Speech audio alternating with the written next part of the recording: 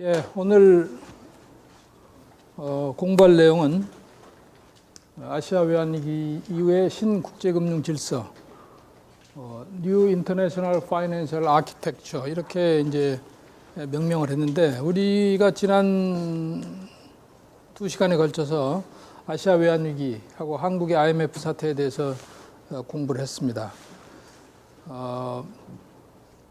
97년 7월에 촉발된 아시아 외환위기와 한국의 연말 그 IMF 사태는 그 이듬해 러시아 모라토리움을 이렇게 야기하고 또 브라질, 남미까지 그렇게 확산이 됐어요. 그래서 지난 시간에 배웠듯이 전 세계 성장률이 마이너스로 하락하고 또 교역 수출입이 마이너스로 이렇게 하락하고 고용이 많이 실업이 많이 늘고 여러 가지 어려움을 가져왔습니다. 그래서 그간의 그 과거의 어느 위기보다도 그 전이 범위가 넓고 또 그 충격이 상당히 범세계적이었다. 그래서 G7을 비롯해 가지고 이렇게 금융위기가 반복되는 데 대해서 국제금융 체제에 무슨 문제가 있는 거 아니냐. 그래서 국제금융 체제에 대해서 전반적으로 한번 검토하고 논의하는 이제 그런 계기를 만들었습니다. 그래서 오늘은 그 New International Financial Architecture라고 이렇게 이제 소위 명명한 그 논의의 배경과 경과, 그리고 어떤 논의가 있었는지, 그리고 우리가 이걸 어떻게 평가해야 될지 살펴보겠습니다.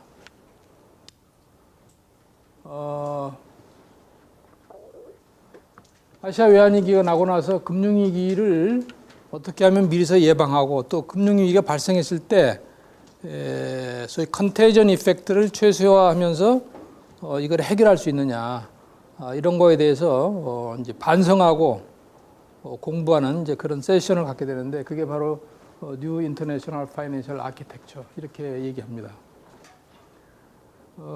우리가 이제 여러 번 얘기했듯이 1980년대 이후에 금융 글로벌화, 또 자본자유화 이런 것들이 이제 국제 금융 시장에 그 불안한 그런 이제 요인을 제공을 하고 이것으로 인해서 금융위기가 이제 반복되는 상황을 봤습니다. 그래서 8, 90년대 남미에서 브라질, 아르헨티나, 멕시코 이런 데가 이제 위기를 많이 겪었고, 97년도에 아시아가 겪었고, 98년도 러시아, 2001년도 아르헨티나 이렇게 이제 2, 3년 만에 계속 위기가 반복되기 때문에 이거는 결국 전후에 우리가 이제 수립한 세계 경제 질서의 안정적인 성장, 국제금융과 그 환율 시스템의 안정이라는 그런 목적을 가지고, 미션을 가지고 출범한 소위 브레튼 우드 시스템에 문제가 있는 거 아니냐. 그래서 이걸 이제 전면적으로 한번 검토하는 이제 그런 계기가 된 거죠. 그래서 브레튼 우드 시스템은 우리가 국제금융을 공부하면서 가장 알아야 되는 기본적인 겁니다. 그래서 1944년도에 전후에 세계 경제 질서를 안정시키고 향후 국제 금융 질서를 안정시키기 위해서 미국이 중심이 돼 가지고 그 당시에 이제 주로 연합국들이죠. 44개국 재무장관들이 이 브레튼 우드에 모여 가지고 새로운 시스템을 만듭니다. 그래서 근간은 국제 환율 제도는 미 달러를 기축통화로 하는 금환번위 제도. 그래서 금환번위 제도라는 것은 누구나 미 달러를 가지고 미 FRB에 오면 거기에 해당하는 금을 바꿔줍니다. 처음에는 금 1온스에 35달러 이렇게 이제 픽스가 되어 있는 거죠. 그래서 달러 고정환율 제도 시스템이에요. 그리고 이제 그것을 관리하고 유지하는 기관이 바로 IMF입니다. IMF는 모든 회원국들의 거시경제 정책과 금융 정책, 외환 정책을 모니터링하고 감시하고 또 매년 컨설테이션 협의를 해요. 그래서 정책 공고를 합니다. 그래서 IMF 회원국이 되면 어느 나라나 매년 IMF하고 팔리시 컨설테이션을 하게 된다. 그리고 우리나라도 매년 받게 됩니다. 근데 이제 외환위기가 발생했다 그러면 그건 거의 상시 체제가 되는 거예요. 구제금융을 받았다 그러면 경제정책의 주권이 IMF로 넘어가는 겁니다. 모든 것을 IMF하고 다 상의해서 해야 되고 IMF 권고대로 이행을 해야 되는 거예요. 그거 안 하면 인도네시아 수하루토 어떻게 됐어요? 권자에서 물러나는 사태까지 발생하는 겁니다. 이런 브레튼우즈 시스템이 1944년도에 출범을 했어요. 그래서 미 달러가 기축통화이고 미 달러를 기축통화로 하는 고정환율 시스템에서 국제환율제도는 비교적 안정적으로 잘 유지가 된 겁니다. 그래서 그때는 환율 문제라는 게 거의 없었어요. 그래서 국제무역도 그만큼 안정적이었다. 그런데 미국의 이제 이 무역 수지가 계속 적자가 된 거죠. 이제 전후에 복구한 독일 그리고 일본이 이 막강한 그 기초기술, 공업기술 이걸 바탕으로 해서 좋은 제품을 많이 만들어내고 또 그걸 미국에 많이 수출하고 하다 보니까 미국은 주로 이제 수입국의 입장이 되고 이러다 보니까 이제 무역 수지가 계속 적자가 될 수밖에 없었어요. 그러니까 무역 수지가 적자가 되니까 그만큼 달러가 해외로 나가는 거죠. 나가서 결국은 금이 그만큼 해외로 나가는 거예요. 그래서 나중에 이제 미국이 이 발행한 달러 통화량하고 금의 양이 일정 수준으로 매치가 돼야 되겠죠. 금만 번이 되니까. 근데 이제 금이 부족해지는 거예요. 미 FRB에 이제 금이 바닥이 났어요. 금고에. 그래서 결국은 1971년도에 닉슨 대통령이 금태환 정지를 선언합니다. 더 이상 이제 달러를 금 이론수당 35달러 가치로 바꿔줄 수 없다 우리가. 그러면서 스미소니안 체제라는 것을 한 2년 동안 간단히 거치고 나서 1973년도에 킹스턴 체제로 넘어갑니다. 킹스턴 체제는 자마이카 킹스턴에서 그 당시 IMF 총회를 하는데 거기서 총회에서 결국은 모든 나라들은 자기네들이 원하는 환율 제도를 채택할 수 있다. 그래서 자유로운 그 환율 제도로 이렇게 넘어갑니다. 그래서 영국을 비롯해서 일본 이런 이제 많은 선진국들이 이 소위 요즘 그 변동환율제를 채택을 하게 되고 또 일부 국가들은 그래도 달러의 어떤 가치가 불확실하지만 그래도 달러에 페그해서 달러 페그 고정환율제로 그냥 유지하는 나라들도 있고 여러 가지 다양한 환율제도가 등장하게 된다. 이러면서 이제 환율이라는 것이 국제무역에서 주요한 하나의 변수가 되는 겁니다. 그래서 환율만 잘 조정을 하면 제품의 어떤 기술력이나 품질이 떨어져도 수출을 많이 할 수 있게 되는 거예요. 그래서 누구나 수출을 많이 하려면 환율을 높게 저평가 상태에서 유지하려고 하겠죠. 그러다 보니까 이제 국제금융시장의 자금의 흐름이 왜곡되기 시작하는 거예요. 그래서 이제 결국 그런 것들이 이 빈발하는 금융위기의 하나의 단초를 제공한 것이다. 그래서 이게 이제 브레튼우즈 시스템이 이제 붕괴된 그런 상황인 거죠. 그리고 이제 헤지 펀드들이 이제 70년대부터 이제 뭐 물론 그 이전에 헤지 펀드가 45년도에 처음 미국에서 이제 등장을 합니다만은 미미하게 이제 이렇게 활동을 하다가 1990년대 들어서 이제 급속하게 헤지 펀드 활동이 이제 활발해지는 거예요. 자본 자유화되고 또 환율이 이렇게 자유화되다 보니까 인위적으로 환율을 운용하는 국가들이 나오고 그러다 보니까 거시경제 펀더멘탈하고 환율이 괴리되는 나라들이 생기고 그 틈새를 헤지펀드들이 공격하고 이런 다양한 어떤 기법들이 발생한 거죠. 그래서 헤지펀드들이 공격하고 또 이제 미국의 IB들 뭐 또 영국 일부 유럽의 IB들이지만 IB들의 종주국은 미국입니다. 그래서 미국에 있는 그 IB들이 전 세계로 투자 영역을 넓히고 이렇게 하다 보니까 여러 가지 이제 그 국제금융시장의 불안 이런 것들이 이제 유발이 된 거죠. 그래서 이제 특히 아시아 외환위기는 우리가 지난 시간에 배웠듯이 물론 태국의 여러 가지 뭐 환율 문제, 그다음 펀더멘탈 문제가 있었지만 그거를 트리거한 거는 조지 소로스의 이 퀀텀 펀드란 말이에요. 그래서 헤지 펀드가 태국 바트화를 공격하면서부터 이게 촉발된 거거든요. 그래서 이제 이 아시아 외환위기의 어떤 시발점이 이제 헤지 펀드로부터 비롯되었기 때문에 그 헤지 펀드에 대한 이제 그런 이제 비난들이 많았고, 마하티르 수상 같은 사람이 우리가 지난 시간에 배웠듯이 공개적으로 헤지 펀드 또 뉴욕의 월가의 자본가들을 공격을 하고 나선 겁니다. 그런데 이 미국에서 제일 당시에 큰 LTCM이 러시아 모라토리움에 의해서 부도가 났다 그랬죠. 그리고 그것이 워낙 그 파장이 크기 때문에 미국에서 FRB가 나서가지고 공적 자금을 지원하게 돼요. 그거를 계기로 해서 또 미국 의회들이 이 행정부를 공격하는 겁니다.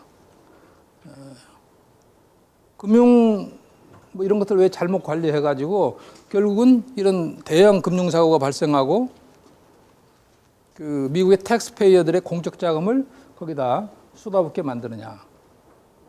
그래서 헤지 펀드에 대한 어떤 선진국 측에서 이제 그런 이제 비판들이 나오는 거죠. 그래서 이제 G7이 이 1999년도에 어떤 새로운 국제금융 체제에 대한 어떤 그런 진지한 논의가 필요하다. 그런 합의를 하게 되는 거죠. 그래서 그 전에는 주로 이제 외환위기가 발생하면 그 위기국의 잘못이 이제 일차적인 책임이다. 그래서 과거에 유럽의 금융위기들, 파운드화 위기, 또 북구라파의 위기, 또 남미의 80년대, 90년대 그런 많은 금융위기들이 다 위기국의 그 책임론으로 그렇게 귀결이 됐습니다. 대개 이런 나라들이 그 외환시장에 과도하게 개입해서 환율을 왜곡시키고 또 국제수지가 적자인데도 불구하고 외채를 많이 도입하고 그것도 단기 외채 같은 걸 많이 도입하고 또 남미 브라질이나 아르헨티나 같은 경우에는 이제 대표적으로 외화가 부족하게 된 게 이 외환 컨트롤이 상당히 약한 나라들이었어요. 그리고 정부의 부패가 더 심한 나라들이에요. 그러니까 돈 있는 사람들이 이 자국 통화를 가지고 있으면 계속 평가절하가 되는 거예요. 근데 달러로 바꿔가지고 해외로 도피하는 겁니다. 미국으로 갔다 예금하고 스위스로 갔다 예금하고 이런 상황이 이제 계속 벌어진 거죠. 그래서 돈을 가진 사람들이 돈을 다 달러로 바꿔서 빼나가니까 자연히 이 달러가 부족할 수밖에 없는 거죠. 그래서 해외로 자본 도피하는 거. 그리고 특히 이제 아시아 같은 경우에는 뭐 경제를 아주 잘하는 줄 알았더니 나중에 보니까 뭐 여러 가지 통계라든지 이런 것들이 왜곡된 것들이 많고 투명하지 않고 이렇게 해서 선진 자본들이 이제 많이 투자를 했는데 나중에 보니까 그게 아니더라. 그래서 이런 경제 정책의 불투명성. 그래서 하여튼 이 위기가 일어나는 것은 다 위기국들이 뭔가 잘못해서 일어난 것이다. 이것이 이제 대체적인 국제적인 컨센서스였는데 아시아 외환위기를 계기로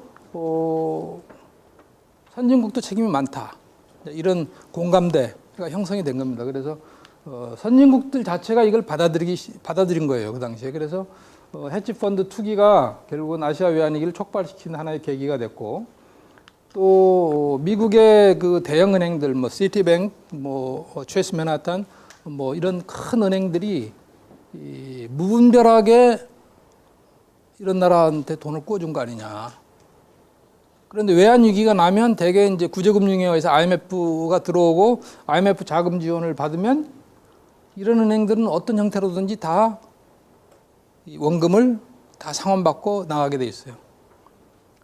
특히 아시아 외환위기 이전까지 보면 외환위기가 남미에서도 많이 발생했는데 그래서 IMF 구제금융을 받으면 대개 멕시코나 브라질 같은 경우에 월가에 있는 국제투자단이 하나의 그룹이 되고 또 멕시코 같은 그런 정부가 하나 그룹이 돼가지고 채무 재조정을 하게 돼요.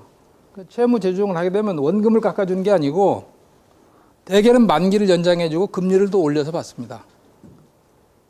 그런 식으로 하기 때문에 이 국제투자은행들이 위기가 발생해도 결국은 자기 돈은 떼이지 않는다 하는 그런 신화가 굳어진 거죠. 그래서 소위 모럴 해저드가 발생한다. 무책임하게 대출하고 투자하는 거죠. 그래서 그런 거에 대한 이제 반성. 근데 그 결과는 결국은 IMF 자금으로 가서 메꾸는 게 되는데 그 IMF 자금은 결국은 IMF의 최대 주인 미국이나 주요 몇 개 국가들의 공적 자금으로 조성되는 자금이다.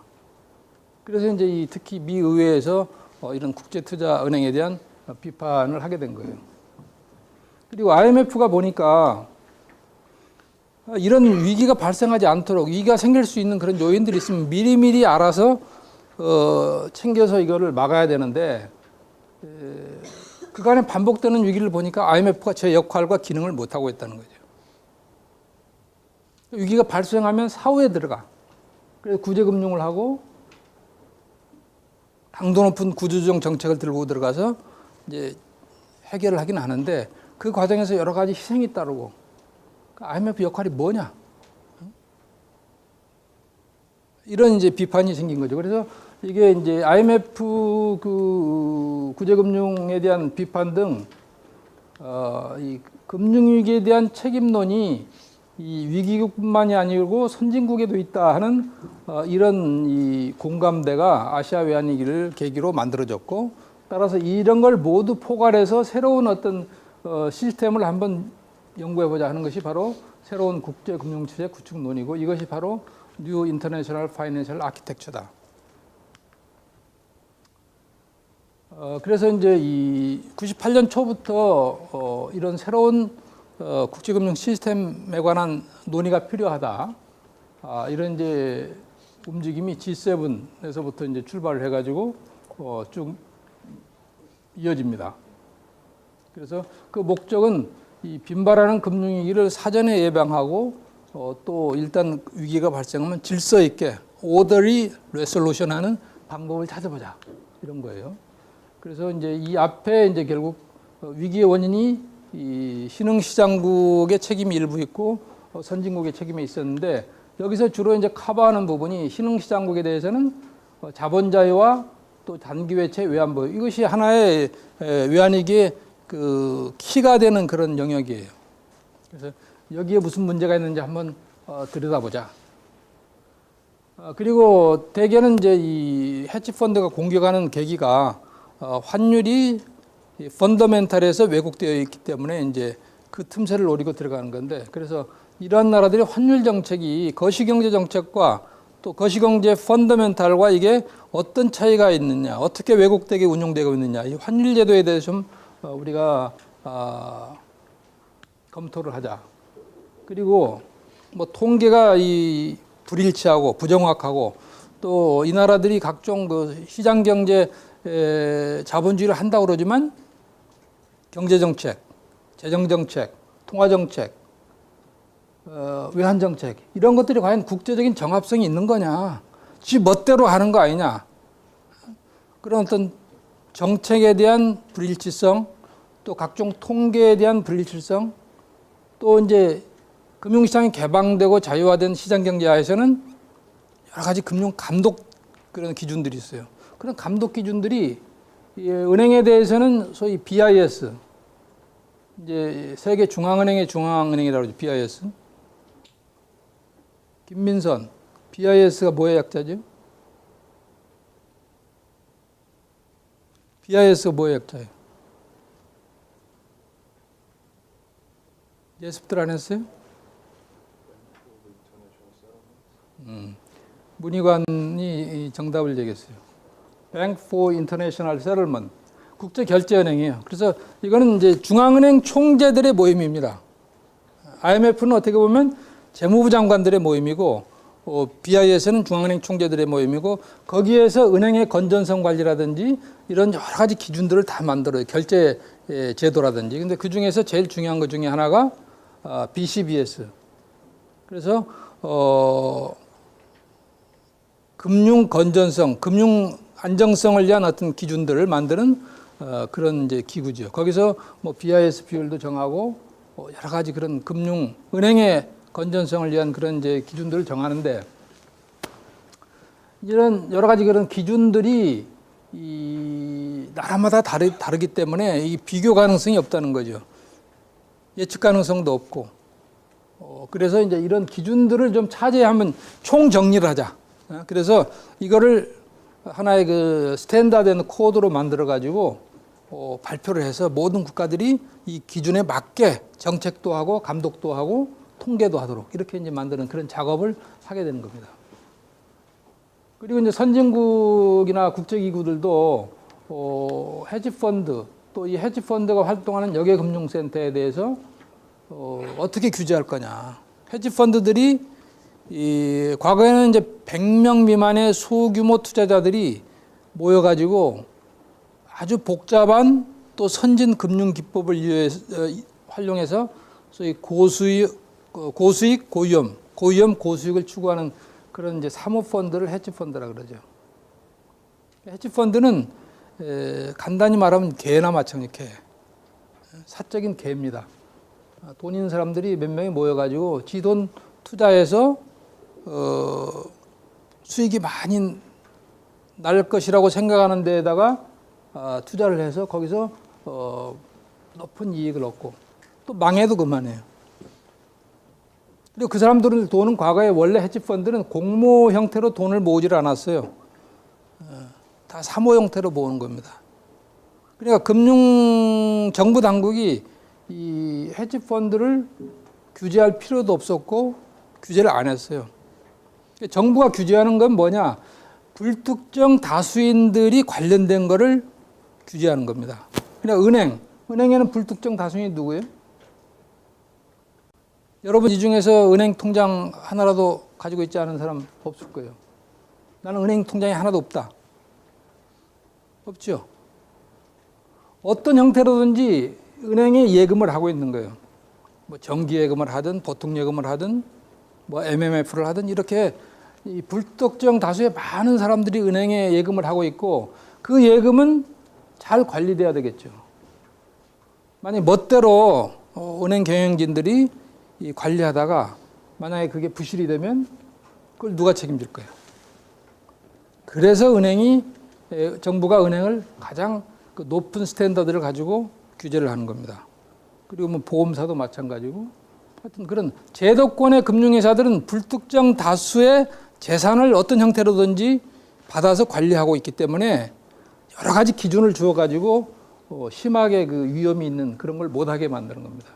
그리고 만약에 은행이 부도가 났다. 그러면 이제 예금보장제도라는 것이 뒤에 받치고 있어요. 그래서 우리나라 같은 경우에 5천만 원까지는 정부가 물어주는 겁니다. 그러니까 그 대신에 강하게 규제를 하는 거예요. 근데 이런 헤지펀드들은 뭐 한 100여 명이 모여가지고 지돈 가지고 뭐 하는데 정부가 거기까지 행정력을 낭비할 필요가 없다. 그거 안 해도 할 일이 많은데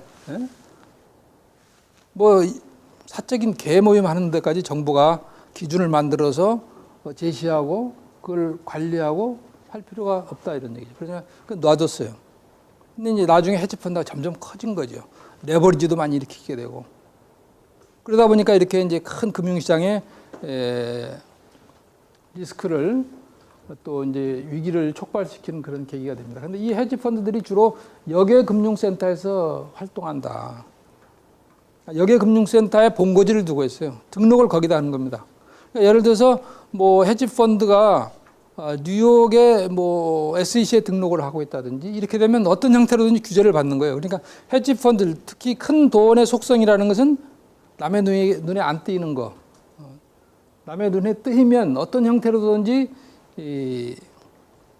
불이익을 받을 수 있기 때문에 돈의 속성이 그런 거예요. 어두운 데로 들어가는 겁니다. 그래서 역외금융센터라는 거는 뭐 케이만 아일랜드라든지 뭐 룩셈부르크 이런데 그냥 거기다가 법인 등록이 아주 쉬워요. 쉽게 말하면 한 10,000불만 갖다 주면 법인 등록이 되는 겁니다. 도장 하나 딱 찍어주면 거기에 등록된 법인이에요. 거기다 본고지를 두고 활동은 물론 뉴욕, 런던, 뭐 홍콩, 뭐 서울 이런 데 와서 하는 거죠. 그러나 이 법인은 소재국이 영국도 아니고 미국도 아니고 한국도 아니고 홍콩도 아닌 거예요. 케이만 아일랜드 소속이에요. 그러니까 감독권이 없어요. 어느 나라에도. 그래서 이 주로 옵쇼 텍스 헤븐에서 이렇게 이제 활동을 하기 때문에 이런 감독권의 사각지대에 놓여 있다. 그래서 이제 이제는 헤지 펀드도 감독을 해야 된다. 여기에 금융센터에 대해서도 어떤 국제적인 기준을 두어서 감독을 해야 된다. 이런 이제 이 과제가 이슈가 등장하게 되는 거고, 이 국제투자은행이나 대형 국제은행들이 모럴 해저드가 있다고 그랬죠. 뭐 돈을 많이 특정 국가에다 빌려주고 나중에 잘못되면 결국 IMF 구제금융을 받고 자기네들은 고스란히 그 원본을 다 회수하는 이런 그런 이제 그 투자 행태가 반복되다 보니까 결국은 IMF가 나서야 되고 IMF가 나서 공적 자금이 들어가야 되는 그런 문제가 생기기 때문에 이렇게 무모하게 어떤 금융 투자 활동을 해서 위기를 촉발시킨 또 그럼으로써 IMF 공적 자금이 들어가야 되는 그런 상황이 벌어졌을 때는 이런 투자자들도 일부 책임을 물어야 된다는 거죠. 100% 원금을 다 회수할 수 있도록 그렇게 놓아둬서는 안 된다. 그래서 이 소위 민간 부분 책임 분담, private sector involvement가 처음 이때 등장을 하는 겁니다. 그래서 이런 은행들, 대출자한테도 책임을 일부 물어야 된다. 그리고 이제 IMF가 지금 제대로 기능을 못하고 있기 때문에 이 IMF를 어떻게 좀 개혁을 해야 된다. 뭐 이런 이제 주제들이 크게 선진국 간에 이렇게 나누어서 이제 등장을 하고 이런 것들을 이 뉴 인터내셔널 파이낸셜 아키텍처에서 검토를 하게 됩니다. 그래서 주로 이제 이걸 다루게 되는 거는 이제 99년 6월에 독일 쾰른에서 이제 G7 정상회의가 열리는데 그때 이 G7 정상회의 소위 공동선언문 커뮤니케에 국제금융체제 개편이라는 하나의 챕터가 나와요. 거기서 이제 이 정상들이 결의를 하는 겁니다. 이러이러한 걸 앞으로 G7을 비롯해서 국제금융계가 검토를 하자. 근데 그 전에 이제 이 2월 달에 재무장관 회의가 이제 이 독일에서 개최가 되는데 그때 여기서 먼저 이런 국제금융상의 여러 가지 문제를 검토하기 위해서 하나의 전문 그 태스크포스를 만들자. 그래서 그게 바로 파이낸셜 스테빌리티 포럼이라는 걸 만드는 겁니다. 그래서 이게 일종의 타스크포스, 이 작업을 하는. 그래서 이게 이제 이 4월 달에 워싱턴에서 처음 첫 번째 회의를 하게 되는데 이때 FSF는 G7 국가들하고 그다음에 뭐 IMF, 월드뱅크를 비롯한 일부 국제 기구하고 그리고 신흥시장국 중에서는 호주, 홍콩, 싱가포르 이런 소위 이 국제금융센터들이 있는데 이런 나라들이 이제 대표를 해가지고 이제 이거 전문적인 검토를 하게 만드는 거죠. 그 밑에 작업반을 3개 만들어요. 헤지펀드에 관한 작업반, 그다음에 자본 이동에 관한 작업반, 그다음에 여기에 금융센터에 관한 작업반을 만들어서 각각 이제 작업을 해가지고 보고서를 냅니다. 그래서 이제 이게 결국은 이 99년 6월에 정식으로 G7 정상회의가 국제금융체제 개편이라는 하나의 챕터를 만들어서 발표를 하는데 거기에 이런 내용들이 담겨 있다. 그래서 이것이 하나의 그 검토 과제가 되는 겁니다. 그리고 이게 이제 99년 6월에 이런 이제 이 G7 정상회의가 중심이 돼서 이걸 이제 뉴 인터내셔널 파이낸셜 아키텍처에 대한 출범이 되고 그리고 이제 이 과정에서 그해 이제 이 12월에 G20 재무장관 중앙은행 총재 회의가 만들어져요. 이때까지만 해도 이 직전까지만 해도 99년 상반기까지만 해도 주로 G7이 중심이 돼서 이 문제를 다뤘는데 다루다 보니까 G7은 다 선진국인데 지금 이번에 그 다뤄야 될 주제들은 여러 가지 신흥시장국하고 관련된 주제들이 많이 들어 있어요.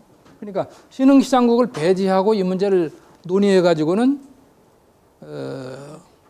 완벽한 어떤 그런 논의가 될 수가 없고 또 나중에 어떤 논의 결과에 대해서 이제 이행을 권고해야 되는데 안 하겠다면 그만인 거예요. 왜 해야 되느냐? 그래서 처음에 논의 단계부터 인볼브를 시켜야 되겠다. 그래서 이제 그런 의도를 가지고 출범한 게 G20 재무장관 회의입니다. 99년 12월에 독일의 베를린에서 1차 회의를 했어요. 이때 내가 이제 한국의 데퓨티로 참석을 했습니다. 그래서 이제 이 당시엔 1차 이 재무장관 회의는 라운드 테이블 미팅이에요. 그래서 뭐 많은 사람이 들어가 회의하는 게 아니고 장관, 재무부 장관, 그다음에 한국은행 총재 우리나라로 말하면 그리고 원 데퓨티가 뒤에 들어가는 3명, 한 국가에 3명이 들어가요. 기본적으로는 20개 국가니까 60명이 한 방에 들어가서 회의를 하는 거예요. 이때 이제 뭐 미국의 중앙은행 FRB 총재는 그린스팬, 그리고 이제 그 당시에 미국의 재무장관 루빈, 뭐 하여튼 쟁쟁한 그런 국제금융계 인사들이 다 들어와 있었죠. 그 당시 우리나라 이제 재무장관은 강봉균 장관, 국회의원을 하다가 이제 지금은 그만뒀죠. 그리고 전철환 총재 한국은행 돌아가셨어요. 그런 분들이 했는데, 그래 여기서 이제 이 G20이 이 논의에 이제 참여를 하게 됩니다. 그리고 이제 이 아시아 외환위기를 계기로 해서 어떤 금융시장 안정, 지역 협력 이런 문제들이 이제 많이 그 논의에 이제 그 관심의 이슈가 되는 거예요. 그래서 그때 이제 처음 아세안 플러스 한중일 이 프레임워크가 만들어집니다. 그 이전에는 아시아 외환위기가 발생하기 이전에는 아세안은 이미 1960년도에 동남아 국가들로 형성이 돼 있었죠. 그래서 동남아 국가들 뭐 10개국이 물론 초기에 10개국은 아니 초기에는 5개국이 출범을 했지만 나중에 이제 10개국으로 그렇게 확장이 됐습니다. 그래서 이제 동남아 국가는 다 스몰 에코노미예요. 하나를 떼놓으면 아주 작은 국가들입니다. 경제 규모도 크지 않고 교역량도 크지 않아요. 그냥 목소리가 보이스가 없는 거죠. 그래서 하나의 보이스를 만들기 위해서 지역 협력이 필요하게 되는 겁니다. 그래서 이제 그런 필요성에 의해서 태국, 말레이시아, 인도네시아 이런 나라들이 중심이 돼가지고 싱가포르, 홍콩 이렇게 해서 홍콩은 아닙니다. 싱가포르 이렇게 해서 이제 아세안이 이제 형성이 되는 거예요.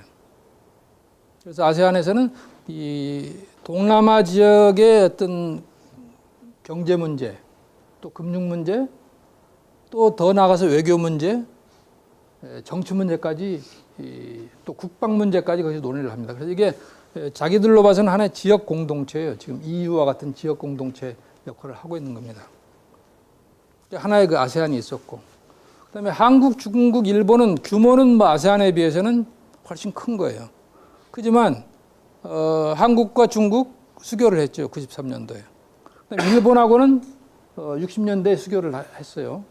그리고 중국과 일본도 아마 우리가 수교할 그때쯤에서 수교를 했습니다. 그런데 각각의 바이래터럴 그런 채널은 있지만 이 트라이래터럴 채널은 없었다. 서로 다 다른 거예요. 일본은 G7의 선진국으로 들어가 있는 나라고, 한국은 신흥시장국에서는 뭐 가장 그 성공적으로 경제 개발을 한 나라이고 세계 주목을 받고 있는데 그 와중에 IMF 구제금융이라는 그런 이제 상황에 이제 처했고, 중국은 그때 막 시장이 개방돼가지고 등소평 이후에 이제 개혁 개방 정책이 성공해가지고 라이징 스타 막 커지는 그런 단계입니다. 근데 이제 시스템은 달라요. 옛날에 또 이 세 나라들 전쟁을 다 했어요. 2차 대전. 그렇기 때문에 여러 가지 그런 역사적인 배경, 또 경제 체제의 어떤 그런 이질성 이런 것 때문에 사실은 세 나라가 공통 이해를 가지고 모여서 이렇게 논의한 적은 없었는데 이 아시아 외환위기가 그 계기를 만들어줬다. 뭐 중국은 외환위기에 직접 휩쓸리지는 않았죠. 그 중심에서 제일 어려움을 겪었던 게 한국이고, 일본도 사실은 IMF 외환위기로 인해서 금융회사들이 많이 도산을 하고 또 경제가 많이 어려움을 겪었던 건 사실이에요. 그러니까 그런 어떤 공동체의식, 어떤 위기, 금융위기라는 어떤 그런 외생적인 변수에 대한 이 지역 차원의 공통의 그 이익이라는 것이 처음 등장을 한 겁니다. 그래서 이제 이 한중일도 하나의 그런 그 지역 대화 체제, 협력 체제를 가질 필요가 있다. 이런 와중에 아세안에서 이제 제안을 하게 되는 거예요. 98년도에 그 마하티르 수상이 이 쿠알라룸푸르에서 이 아세안 정상회의를 할 때 비공식 한중일 정상을 거기 초대를 합니다. 그래서 그 당시 그런 공감대가 어느 정도 형성되고 있었기 때문에 그 3개국의 대통령이 다 거기 참석을 하고 그것이 바로 계기가 돼서 그 다음부터 이제 이 아세안 플러스 한중일, 아세안 플러스 3 그 메커니즘 프레임워크가 만들어지고 이게 정례 회의가 되는 거예요. 그래서 1차적으로 정상회의가 먼저 출범을 했고 그 정상회의에서 실질적으로 이제 이 문제, 금융 문제, 지역 경제 문제를 다루기 위해서는 결국 재무장관들의 어떤 그런 모임이 있어야 된다. 그래서 재무장관 중앙은행 총재 회의를 가동시키기로 거기서 합의하고, 그다음에 99년도 5월에 마닐라에서 이제 ADB 총회할 때 거기서 아세안 플러스 한중일 재무장관 회의가 1차 회의가 개최가 됩니다. 그래서 역시 그때 제가 그 데프티로서 이제 이 모임의 창설에 이제 참여를 했습니다. 그리고 이제 여기에서 이제 이 아세안 플러스 3라는 프레임워크가 만들어지고 나서 그럼 여기서 지역 어떤 이런 공동의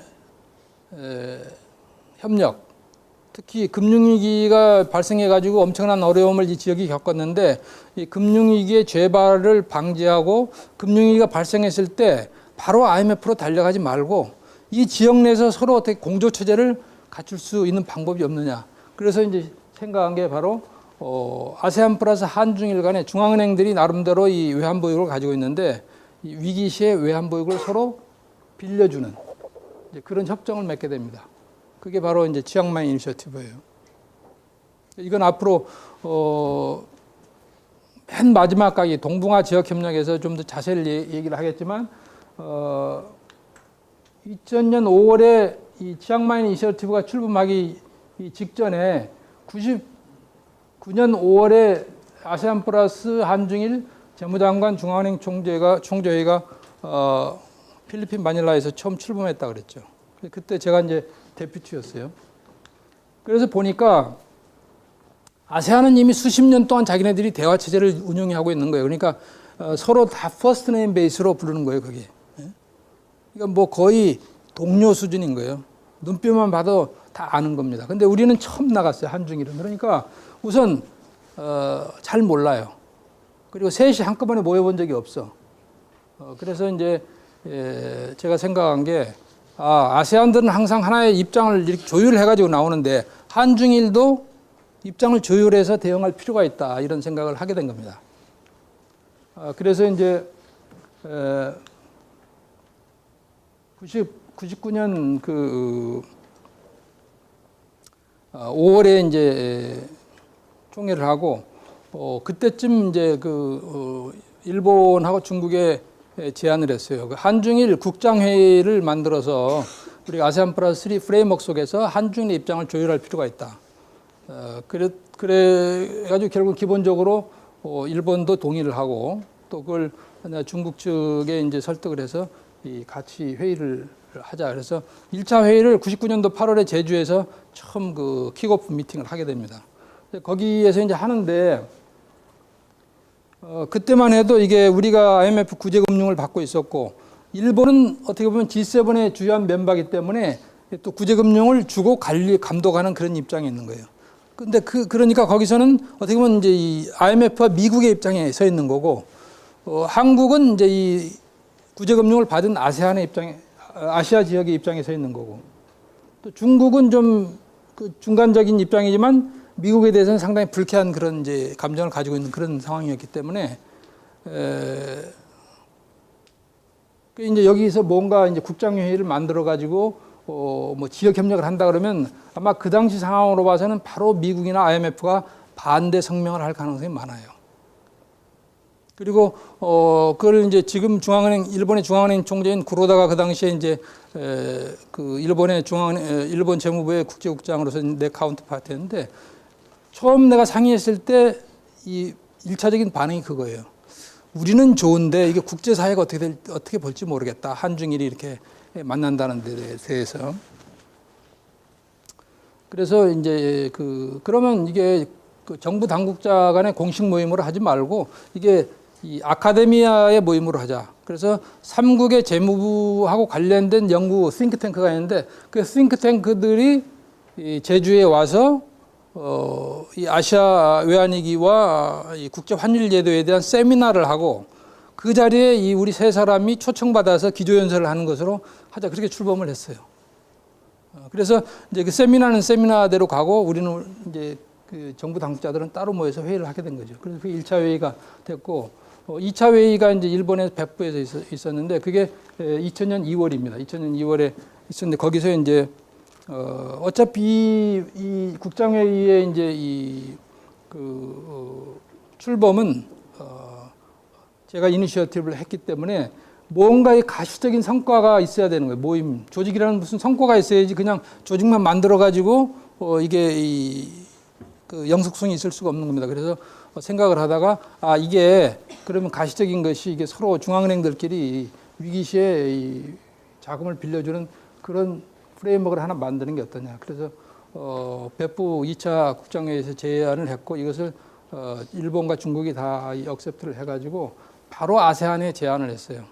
3월경에. 그래서 아세안도 원칙적으로 동의를 해가지고 2000년 5월에 태국의 치앙마이에서 이제 아세안 플러스 한중일 그 재무장관 회의가 ADB 총회 백투백으로 열립니다, 항상. 근데 거기서 ADB 총회 다 끝나고 그날 밤에 그 당시에 태국의 탈인 재무장관이 이 아세안 플러스 한중일 그 수석 대표들, 재무장관들을 만찬에 초대했어요. 야외로 좀 멀리 나와 자기 그 친구가 하는 그런 이제 그 야외 큰 그 식당으로 이제 모여가지고 거기서 그간에 물론 실무적인 협의들은 다 했죠. 그래서 뭐 텀스 오브 레퍼런스가 다 만들어졌고 거기서 최종 승인을 받고 그 다음 날 클로징 그 회의 클로징 할 때 기자회견에서 이제 그걸 발표를 하고 그래서 이게 이제 소위 오늘날의 치앙마이 이니셔티브가 출범을 하게 됩니다. 그래서 이 명칭은 탈인 장관이 지었어요, 그 당시에. 그러면 마지막에 이걸 하는데 이 명칭을 뭐라고 하느냐 했더니 이 탈인 장관이 자기 고향이 치앙마이예요. 그래서 치앙마이에다가 그 ADB 총회를 유치를 한 거고 그래서 이 치앙마이에서 시작되었으니까 치앙마이 이니셔티브 하자 이렇게 명칭이 정해진 겁니다. 그래서 이제 크게는 뭐 한 6, 7가지 이런 이제 그 과제들을 가지고 논의가 시작되는 거죠. 그래서 각 논의별로 이걸 전담한 기관들이 다 정해집니다. 헤지펀드라든지 이런 거는 FSF 작업반이 만들었고 이것도 FS 작업반. 뭐 그리고 이 자본자 이것도 FS 작업반이 하는데 이제 그 외에 환율제도 이런 것들은 뭐 G7이라든지 IMF 또 G20 여기서 논의를 하게 되고 여러 가지 이렇게 이제 작업에 대한 역할 분담이 이루어져서 이제 동시다발적으로 논의가 진행이 됩니다. 그리고 이제 이게 아까 얘기한 소위 그 12개 핵심 기준인데 스탠다드 앤 코드인데 이게 사실은 매우 중요한 거예요. 왜냐하면 우리가 이 자본주의 시장 경제를 한다고 그러면서도 소위 G7들이 가지고 있는 어떤 스탠다드가 있어요. 제도, 정책, 그다음에 각종 통계 공시 이런 이제 이 스탠다드가 있는데 그 스탠다드를 정확히 따라가지 못하는 거죠. 따라가는 신용만 하고 있는 거예요. 그런 데서 이제 정책의 불확실성이나 이런 것들이 많이 발생하는 겁니다. 그래서 이게 소위 금융 감독이나 이런 거 정책하고 관련된 주요 기관들을 다 참여시킵니다. 그래서 이 거시경제 정책, 매크로 에코노믹 팔리시하고 그 통계 자료의 투명성 관계에서는 IMF가 세계 기준을 만드는 거죠. 그래서 통화금융 정책에 관한 베스트 프랙티스가 뭐냐, 그리고 재정 투명성에 관한 우수 사례, 그리고 통계 기준, 각종 거시경제, 재정, 뭐 금융 이런 통계들은 어떤 기준으로 이렇게 일치시킬 거냐. 이게 이제 IMF의 소위 스페셜 데이터 디세미네이션 스탠다드, 특별 공표 기준이라는 게 있고, 제너럴 데이터 디세미네이션 스탠다드라는 게 있습니다. 일반 공표 기준. 이거를 발표를 하게 되는 거죠. 다 여기에 따라서 하자. 그리고 또 이제 또 하나 중요한 게 각종 금융 감독 거버넌스 그 시스템하고 마켓 인프라에 관해서 6개의 기준을 만드는데 여기에 이제 그 위기가 오면 여러 기업들이 도산을 하게 돼요. 또 구조조정을 하게 됩니다. 이럴 때 국제적인 기준을 가질 필요가 있다. 그래서 효과적인 도산 및 채권자 권리 시스템에 관한 원칙. 이건 월드뱅크가 중심이 돼서 만들고 세계적으로 이렇게 적용할 수 있는 소위 모델 뱅크럽시 액트, 모델 뱅크럽시 로에 관해서 유엔 상거래위원회가 만들고, 그다음에 코퍼레이트 거버넌스에 관해서는 OECD, 그다음 국제 회계 기준에 대해서는 국제 회계 기준 위원회, 회계 감사 기준에 대해서는 국제 회계사 연맹, 그다음에 이제 이 페이먼트 앤 세틀먼트 시스템에 관해서는 BIS의 지급결제제도 위원회. 그리고 이때 이 논의 과정에 그 9.11 사태가 발생했어요. 뉴욕에서. 그래서 이제 그거와 관련돼서 이제 자금 세탁 문제, 이 자금 세탁 방지하고 테러 자금 조달 방지, 이것이 이제 G20의 논의 주제로 미국이 주장에 의해서 들어옵니다. 그래서 이거에 대한 이제 이 기준, 그리고 이제 이 주로 Financial Supervision, Regulation하고 관련된 세 개의 기준. 이거는 이제 소위 은행 감독을 위한 핵심 원칙, Core Principle for Banking Supervision. 이거는 BIS에 있는 바젤 커미티. 바젤 커미티가 BCB였습니다. Bank Committee for Banking Supervision. BCB였어요. 그래서 여기에서 모든 은행 감독에 관한 기준이 다 나옵니다. 그리고 이 BIS에 가입한 모든 나라의 국가들은 이걸 다 지켜야 되는 거예요. 그다음에 이제 증권 규제 감독에 대해서는 국제 증권 감독자 협회인 IOSCO, 그다음에 보험 감독 원칙에 대해서는 국제 보험 감독자 협회 IAIS에서 이렇게 만들어 가지고 이런 하나의 국제적인 스탠다드 코드가 편람으로 나오게 됩니다. 그래서 이제 이것만 보면 이게 국제 인터내셔널 스탠다드다 아니다 다 알게 되어 있는 거예요. 상당히 중요한 작업을 하게 된 겁니다.